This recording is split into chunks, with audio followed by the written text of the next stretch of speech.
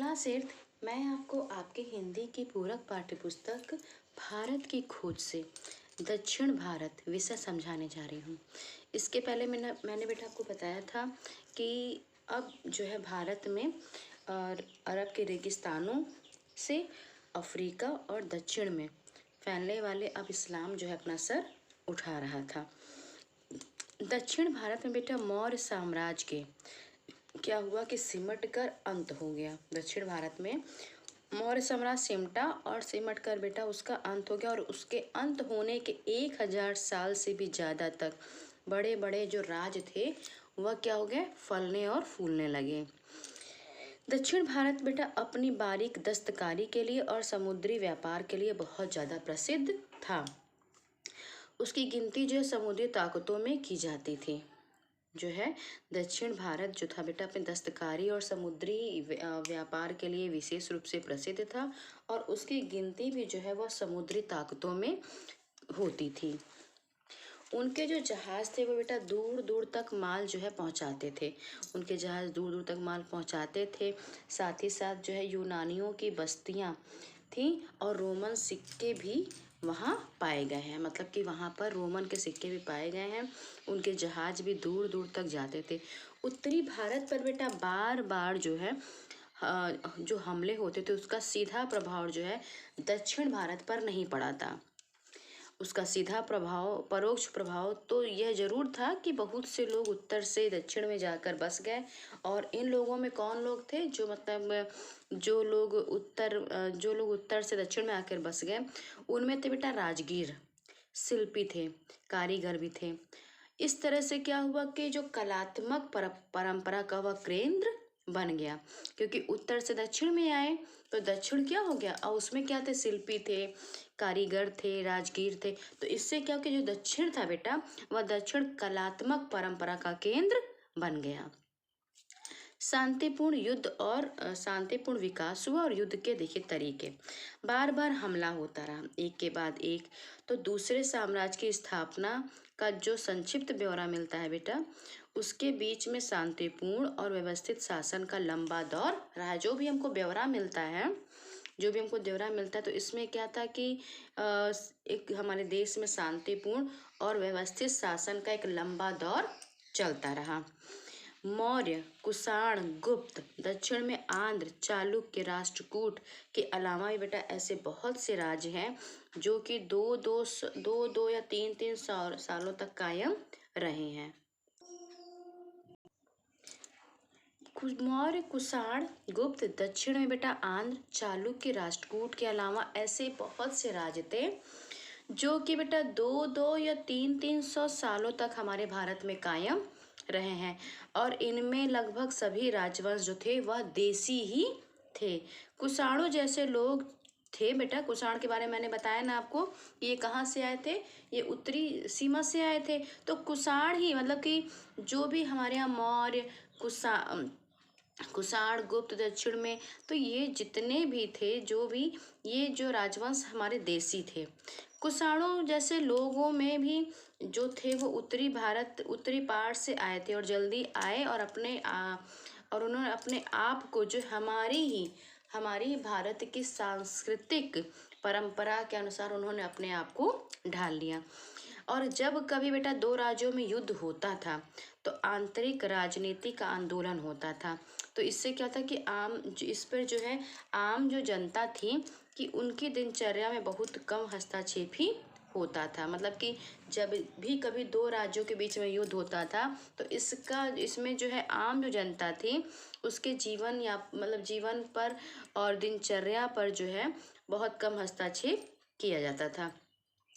इस इतिहास के बेटा व्यापक सर्वेक्षण से इस बात का हमें संकेत लेकिन मिलता है कि शांतिपूर्ण और व्यवस्थित जीवन के लंबे दौर यूरोप की तुलना में कहीं अधिक हमारे यहाँ थी। मतलब कि यूरोप की तुलना में हमारे भारत में शांतिपूर्ण और व्यवस्थित जीवन था। ये जो है एक शंका है कि अंग्रेजी राज ने पहली बार भारत में शांति और व्यवस्था कायम की। ये धारणा जो एक भ्रम है कि अंग्रेजी शासन ने पहली बार भारत में जो भी व्यवस्था कायम की वह शांति और व्यवस्था कायम की। हाँ, ये सही है कि जब भारत में अंग्रेजी शासन कायम हुआ, ये कह सकते हैं कि जब हमारे भारत में अंग्रेजी शासन आया तो उस समय देश जो है क्या था, अवनति की ओर जा रहा था, अवनति की पराकाष्ठा पर था। राजनीतिक और जो आर्थिक व्यवस्था थी वह हमारे भारत की टूट चुकी थी और वास्तव में यही कारण था बेटा कि यहाँ पर हमारे यहाँ अंग्रेजी शासन कायम हो गया। मतलब कि जब हमारे यहाँ बेटा अंग्रेजी आए, ठीक है, जब हमारे यहाँ जो है भारत पर अंग्रेजी शासन कायम हुआ तो उस समय हमारा देश जो अवनति की ओर जा रहा था। तो इसी वजह से जो है बेटा राजनीतिक और आर्थिक व्यवस्था टूट गई और हमारे देश में अंग्रेजी शासन कायम हो सका। अब है प्रगति बनाम सुरक्षा। भारत में जिस समय बेटा जिस सभ्यता का निर्माण किया गया, भारत में जिस सभ्यता का निर्माण किया गया उसका मूल आधार यही था कि सुरक्षा, उसका आधार यही था कि सुरक्षा का भाव, सुरक्षा। और इसी दृष्टि से, इसी को देखते हुए बेटा वह उन तमाम सभ्यताओं में से कहीं अधिक सफल भी रही है जिनका उदय पश्चिम में हुआ था। वर्ण व्यवस्था, संयुक्त परिवारों पर आधारित जो सामाजिक ढांचा था, इसी उद्देश्य इसको पूरा करने की में सहायता की। और सारी पाबंदी के बाद, मतलब कि जितनी भी पाबंदियां लगाई गई उसके बाद भी बेटा पूरे समुदाय को लेकर में बहुत जो है लचीलापन था। कोई ऐसा कानून, मतलब भारत में कोई ऐसा कानून या सामाजिक नियम नहीं था हमारे भारत में कि जिससे कि रीति रिवाज को बदला जा सके। हाँ, यह संभव था कि नए समुदाय अपने अलग अलग रीति रिवाज, विश्वास, जीवन व्यवहार को बनाए रखकर बड़े सामाजिक संगठन के अंग बने रहें। मतलब कि प्रगति बनाम सुरक्षा बेटा भारत में जिस सभ्यता का निर्माण हुआ उसका मूल आधार यही था कि सुरक्षा, मूल आधार था इसका सुरक्षा। और इस दृष्टि से बेटा उन तमाम सभ्यताओं से ये कहीं अधिक जो है सभ्यता जो है सफल भी रही है। जिस सभ्यता का उदय कहाँ से हुआ, पश्चिम में हुआ। वर्ण व्यवस्था और बेटा संयुक्त परिवारों पर जो आधारिक सामाजिक ढांचा था उसने इस उद्देश्य को पूरा करने में सहायता भी प्रदान की। और इसी मतलब जो भी सामाजिक, भारत का जो सामाजिक ढांचा था या सामुदायिक था उसमें बेटा जो भी रीति रिवाज थे उनका बड़ा कड़ाई से पालन किया जाता था।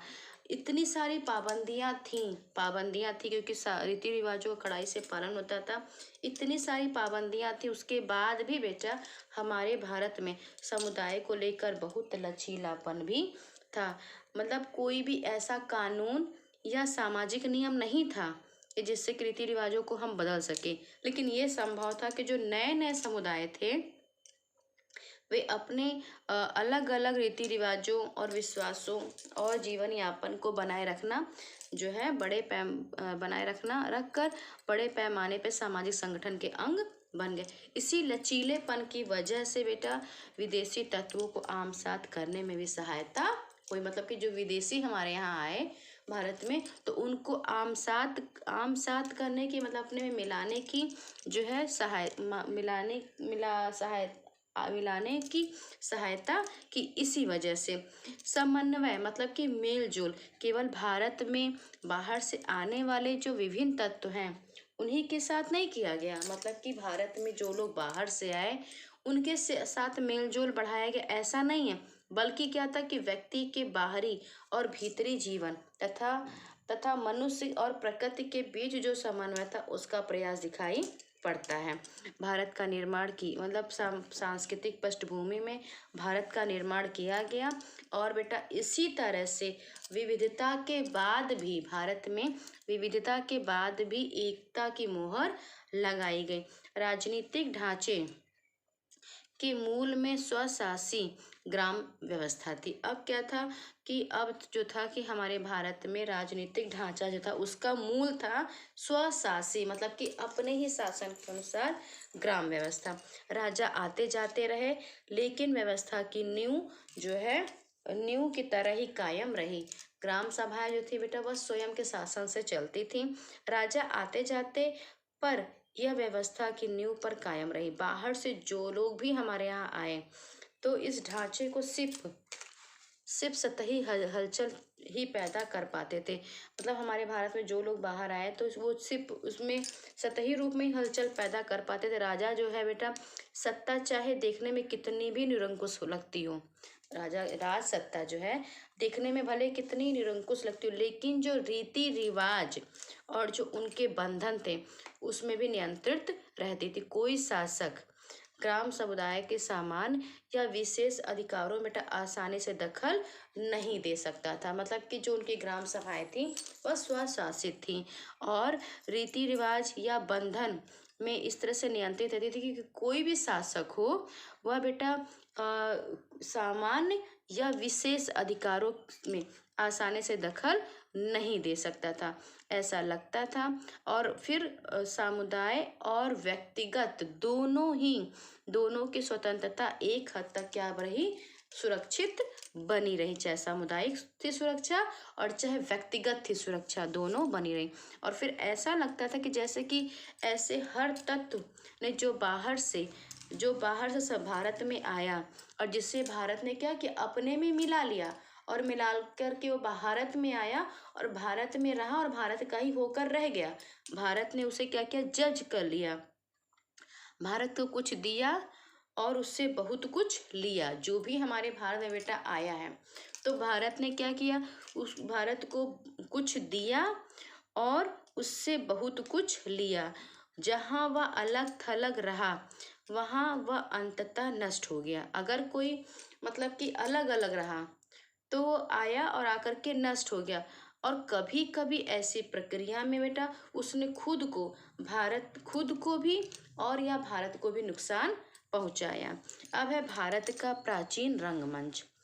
भारत के बेटा प्राचीन रंगमंच में जो है अपने विकास में पूरी तरह स्वतंत्र था। जो भारत का हमारा रंगमंच है वो बेटा अपने विकास के लिए पूरी तरह से क्या था, स्वतंत्र था। इसका जो मूल उद्गम दिखाई देता है वह देता है ऋग्वेद की रचनाओं में और संवादों में खोजा जा सकता है। ऋग्वेद के बारे में मैंने आपको पढ़ाया क्लास 8, तो ऋग्वेद में बेटा उसके संवाद में खोज सकते हैं। एक हद तक ये नाटकीयता भी है।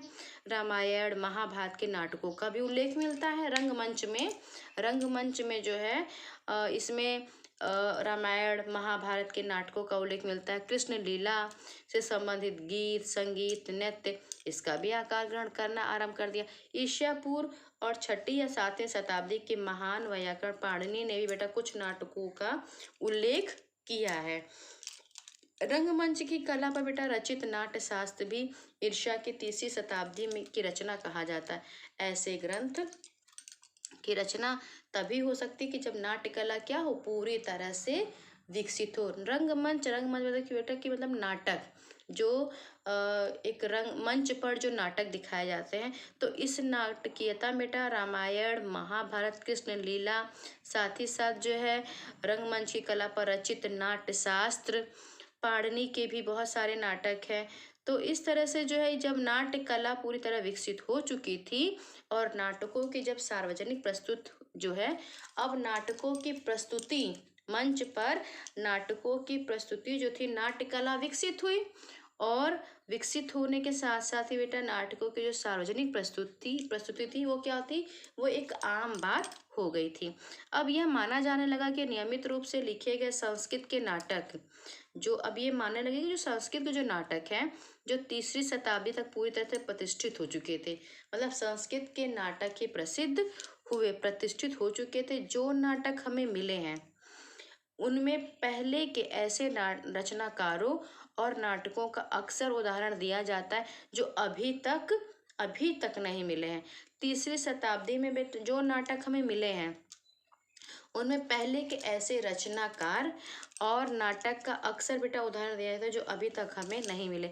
ऐसे नाटककारों में था बेटा एक भास था। इस शताब्दी की शुरुआत में उनके 13 नाटकों का एक संग्रह खोज में मिला है। मतलब कि ऐसे नाटककारों में एक नाम था भास का, जो शताब्दी के शुरुआत में ही बेटा हमें उन्हीं के 13 नाटक मिले हैं। अब तक जो भी हमें संस्कृत के नाटक मिले तो उसमें सबसे प्राचीन जो नाटक है बेटा वह है अश्वघोष के हैं। जो सबसे प्राचीन नाटक मिले हैं वह अश्वघोष के हैं। और ईसवी सन के आरंभ में ठीक पहले या बाद में जो है हुआ था। ये जो है ताड़ के पत्रों पर लिखे गए, और ये ताड़ के पत्रों पर लिखित है और पांडुलिपियों के अंश मात्र हैं। और आश्चर्य की बात तो ये है बेटा कि आश्चर्य की बात तो ये है कि रेगिस्तान, गोबी रेगिस्तान की सरहदों पर तूफान में ये मिले हैं। ये जो नाटक मिले हैं जो है जो ताड़ पत्रों पर लिखित है, पांडुलिपियों के अंश मात्र हैं। तो आश्चर्य की बात है कि ये हमें गोबी रेगिस्तान के सरहदों पर तूफान में मिले हैं। अश्वघोष धर्मपरायण बौद्ध हुआ। उसने पहले बुद्ध रचित नाम से बुद्ध की जीवनी भी लिखी है। अश्वघोष बेटा धर्मपरायण और बौद्ध हुआ। उसने बुद्ध रचित नाम की बुद्ध की जीवनी लिखी और यह ग्रंथ बहुत ही प्रसिद्ध हुआ। बहुत समय पहले भारत, चीन और तिब्बत में बहुत लोकप्रिय भी हुआ था। क्या चीज? बुद्ध की जीवनी। यूरोप को बेटा प्राचीन भारतीय नाटक के बारे में पहली जानकारी 1789 ईस्वी में तब हुई जब कालिदास के शकुंतला का सर विलियम्स जोन्स कृत अनुवाद प्रकाशित हुआ। मतलब कालिदास ने क्या लिखा है बेटा? शकुंतला। सर विलियम्स जोन्स के अनुवाद के आधार पर ही बेटा जर्मन, फ्रेंच, डेनिश, इटालियन में भी इसके अनुवाद किए गए। मतलब कि शकुंतला जो कालिदास का लिखा हुआ शकुंतला है, तो सर विलियम्स ने उनका अनुवाद प्रकाशित हुआ। और जब उनके अनुवाद के आधार पर ही सर विलियम्स के अनुवाद के आधार पर ही जो है जर्मन, फ्रेंच, डेनिश, इटालियन में भी इसका अनुवाद मिलता है। तो इस तरह से बेटा जो शकुंतला था कालिदास का, वह बहुत ही ज़्यादा उसकी प्रशंसा हुई थी। शकुंतला द्वारा लिखे हुए कालिदास द्वारा लिखी शकुंतला का बहुत ज़्यादा जो है लोकप्रियता बढ़ी थी, प्रशंसा की गई थी। सर विलियम्स ने उसका अनुवाद किया गया था। कालिदास को संस्कृत साहित्य का सबसे बड़ा कवि जो है और नाटककार माना जाता था। कालिदास को संस्कृत साहित्य का सबसे बड़ा नाटककार और कवि माना जाता था। उसका समय अनिश्चित है, मतलब कि उसका समय अनिश्चित है, पर संभावना यही है कि वह शताब्दी के अंत में गुप्त वंश के चंद्रगुप्त विक्रमादित्य के शासन काल में उज्जैनी में था। कालिदास के विषय में कहा गया है कि ये संभावना है कि जब सभ्यता का अंत में गुप्त वंश के चंद्रगुप्त और विक्रमादित्य के शासन में वह उज्जैनी में था। माना यह जाता है कि वह दरबार के 9 रत्नों में से कालिदास एक था। उसकी रचनाओं में जीवन के प्रति प्रेम दिखता है, प्रकृति के प्रति सौंदर्य दिखता है। कालिदास की एक लंबी कविता है बेटा मेघदूत, जैसे कि कालिदास के द्वारा लिखा गया शकुंतला है और ये बहुत प्रसिद्ध हुआ, इसकी अत्यधिक प्रशंसा भी हुई। कालिदास के बारे में कहा जाता है कि सभ्यता के अंत में गुप्त वंश के वंश चंद्रगुप्त विक्रमादित्य के शासन में उज्जैनी में था और माना जाता है कि उनके जो 9 रत्न थे उनमें से ये कालिदास एक है। कालिदास की रचनाओं में प्रेम और प्रकृति का सौंदर्य दिखाई देता है। कालिदास की बेटा एक लंबी कविता है मेघदूत।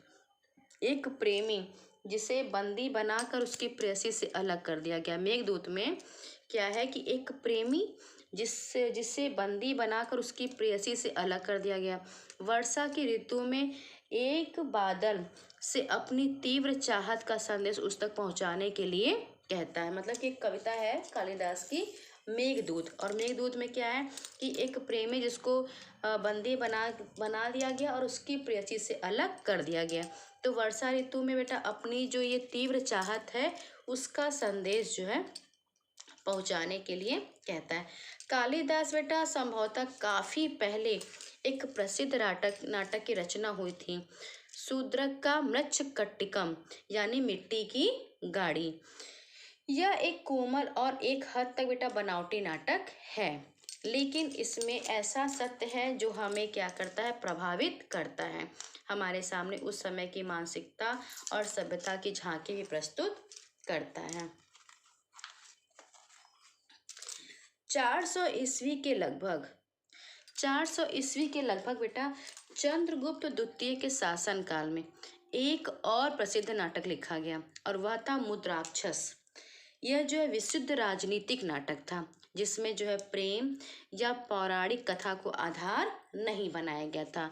मतलब मुद्राक्षस मिलता है एक नाटक जो क्या था, एक तरह से राजनीतिक था, पूर्ण रूप से विशुद्ध राजनीतिक नाटक था। इसमें प्रेम या कोई भी पौराणिक कथा मुद्राक्षस में नहीं दिखती है। कुछ अर्थों में यह नाटक क्या था, वर्तमान स्थिति के बारे में ही प्रासंगिक था। राजा हर्ष, जिसने 7वीं सदी में एक नया साम्राज्य कायम किया, और जो हर्ष था, जैसे कि मैंने पहले ही बताया बेटा, हर्ष के बारे में जब मैंने आपको पहले बताया तो मैंने क्या बताया था कि वह एक कवि और नाटककार था। तो राजा हर्ष जो है उनमें एक नया साम्राज्य कायम किया और नाटककार भी था। हमें उसके लिखे हुए भी 3 नाटक मिलते हैं। हमको उसके लिखे हुए 3 नाटक मिलते हैं 7वीं सदी के आसपास ही। भवभूति जो संस्कृत साहित्य का चमकता सितारा था, मतलब कि जैसे कि कालिदास, और फिर एक नाटककार हर्ष ने भी नाटक लिखे हैं। फिर उसके बाद हमको भवभूति, ये भी नाटककार हैं, जिनको जो है भवभूति को बेटा संस्कृत साहित्य का चमकता हुआ सितारा कहा जाता है। वह भारत में बहुत लोकप्रिय हुआ और कालिदास का ही स्थान उसके ऊपर माना जाता है। मतलब कि भवभूति भी चमकता सितारा था संस्कृत साहित्य का, वह भी भारत में हमारे बहुत लोकप्रिय हुआ और केवल कालिदास का ही स्थान उसके ऊपर माना जाता है। संस्कृत नाटकों की बेटा ये धारा जो है सदियों तक बहती रही, लेकिन 19वीं सदी के आरंभ में बेटा गुणात्मक दृष्टि से स्पष्ट रूप में अब इन नाटकों में क्या दिखाई देने लगा, ह्रास, पतन दिखाई देने लगा। संस्कृत नाटकों का बेटा एक धारा कई सदियों तक बहती रही, मतलब कई सदियों तक संस्कृत के नाटक जो थे मिलते हैं और दिखते हैं। लेकिन जब 19वीं शताब्दी तो शुरुआत में बेटा गुणात्मक दृष्टि से स्पष्ट रूप से अब उन नाटकों में जो है ह्रास दिखने लगता है। प्राचीन नाटकों में बेटा कालिदास, प्राचीन नाटकों की जो भाषा है वो मिली जुली है संस्कृत, और उसके साथ एक या एकाधिक प्राकृत है, संस्कृत के बोलचाल में प्रचलित है। उसी नाटक में बेटा शिक्षित पात्र संस्कृत भी बोलते हैं। जो नाटक है तो उस जो नाटक है बेटा उसमें जो पात्र हैं वो संस्कृत बोलते हैं, और सामान्य अशिक्षित और जन समुदाय स्त्रियां प्राकृत, हालांकि उनके अनुवाद भी मिलते हैं। मतलब कि जो नाटक में बेटा जो रंगमंच पे जो नाटक है, मंच के जो पात्र हैं वो संस्कृत बोलते हैं और स्त्रियां जो है प्राकृत, और उनमें अनुवाद भी मिलते हैं, उन्हीं नाटकों के अनुवाद भी मिलते हैं। यह साहित्यिक भाषा और लोकप्रिय कला के बीच में बेटा समझौता था। प्राचीन नाटक जो थे, जो पहले के हमारे नाटक थे, अक्सर क्या थे, अक्सर बेटा वह राज दरबारों में या उसी प्रकार के अभिजात दर्शकों के लिए जो है कला को प्रस्तुत करते थे। इस ऊंचे दर्जे के जो साहित्यिक रंगमंच के अलावा बेटा हमें एक ऐसा लोक मंच भी रहा है, मतलब कि साहित्यिक जो ये नाटक लिखे गए जिनके बारे में बेटा अभी मैंने आपको बताया कि इन नाटक जो थे रंगमंच के अतिरिक्त ये हमेशा लोक मंच भी रहे हैं, मतलब कि लोगों के बीच में भी रहे। इसका आधार क्या था, इसका आधार था पुरा कथाएं, यहाँ महाकाव्य, मतलब कि महाकाव्यों में से ही कथाएं होती थी। दर्शकों को इन विषयों की अच्छी तरह जानकारी भी रहती थी और ये जो नाटक थे इनके तत्व कहीं अधिक प्रस्तुति पर रहता था। ये जो नाटक है बेटा ये अलग अलग क्षेत्रों में, अलग अलग क्षेत्रों की बोलियों में भी रचे जाते थे। तो संस्कृत के बहुत सारे नाटक मिले और नाटककारों में हर्ष, वो भी बहुत बड़ा एक कवि और नाटककार था। कालिदास के बहुत सारे नाटक, फिर भवभूति, अश्वघोष। तो हमारे भारत में बेटा एक समय ऐसा था कि रंगमंच जो था वो बेटा उसकी बहुत उच्चतम कोटि थी। मतलब हमारे यहाँ बहुत सारे प्राचीन नाटक मिले हैं और ये नाटक बेटा संस्कृत में तो थे ही, इनकी जो भाषा थी वह मिली जुली थी। संस्कृत भी था, प्राकृत भी था, जो पात्र थे वह संस्कृत बोलते थे। उन नाटकों का अनुवाद भी किया गया, जैसे कि अभी शकुंतला, शकुंतला का अनुवाद किया गया। फिर उसके बाद कालिदास, कालिदास को 9 रत्नों में से एक कहा जाता है। और ये कहा जाता है कि कालिदास जो थे वह गुप्त वंश के चंद्रगुप्त विक्रमादित्य के शासन काल में उज्जैनी में थे। और माना जाता है कि जो 9 रत्न थे दरबार के, उनमें से एक थे कालिदास। कालिदास की जो रचनाएं हैं उसमें प्रेम, उसमें जीवन के प्रति प्रेम और प्रकृति के प्रति सौंदर्य दिखाई देता है। और जो नाटक थे ये महाकाव्यों की कथाओं से लिए जाते थे। जो जो दर्शक थे वह भली भांति उनसे परिचित थे। अंत उस क्षेत्र विशेष तक ही सीमित रहे, मतलब कि जो नाटक थे वो अलग अलग क्षेत्रों की बोलियों में रचे जाते थे, अतः उस क्षेत्र विशेष तक सीमित रहते थे। दूसरी ओर संस्कृत नाटकों का चलन जो था वो बेटा पूरे भारत में था, क्योंकि जो संस्कृत नाटकों का चलन है वो पूरे भारत में था, क्योंकि उसकी जो भाषा है वो पूरे भारत के शिक्षित समुदाय की भाषा थी। मतलब कि नाटकों का जो चलन था वो पूरे भारत में था, क्योंकि जो नाटक की भाषा थी वो पूरे भारत के शिक्षित समुदाय की भाषा थी। क्लास 8 अब बेटा आप यहाँ तक पढ़िएगा। आज मैंने आपको नाटकों के बारे में बताया, रंगमंच के बारे में बताया है। आज मैंने आपको भारत का जो प्राचीन रंगमंच उसके बारे में बताया है, प्रगति बनाम सुरक्षा के बारे में बताया। तो आप इतना क्लास 8 जो है पढ़ लीजिएगा। इसके बाद मैं आपको संस्कृत भाषा की जीवंतता और स्थायित्व के बारे में समझाऊंगी।